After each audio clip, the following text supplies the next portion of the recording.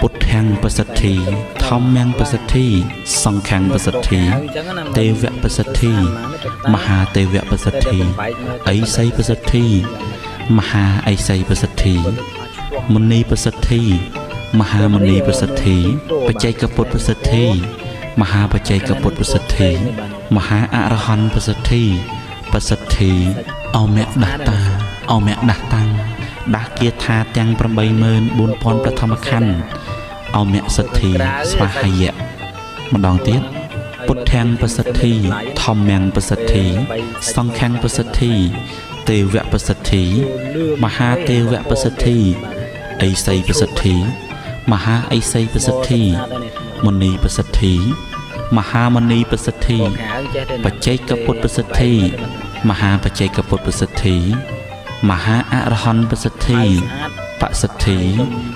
អមៈដាតាអមៈដាតាំងដាស់គាថាទាំង 84000 បឋមខណ្ឌអមៈប្រសិទ្ធិស្វាហយៈហ្នឹងហើយយើងធ្វើការសូត្របែបហ្នឹង7ចប់ក៏បាន3ចប់ក៏បានដែរណាហ្នឹងហើយនេះគឺជាមេប្រសិទ្ធិឯ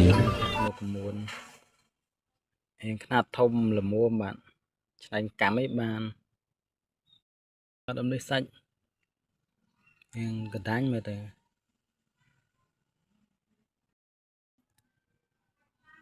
នេះទឹកមកអេមដែរបាទទឹកនេះ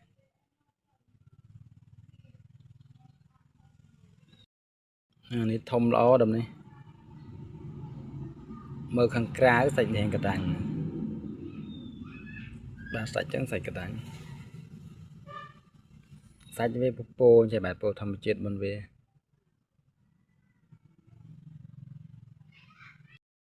នេះបាទសាច់កាយ៉ៅដល់កូននេះมันសាច់ឡតលាតទេសាច់កាយ៉ៅបាទអុចដុំនេះបាទនេះក៏យើងមកបែកមើលបន្តិចមើលនេះសាច់បើកាត់ជា2មើលមិនដឹងថាសាច់ហ្នឹងយ៉ាងម៉េចតែអត់តាន់កាត់ទេខ្លាចខូចថ្ម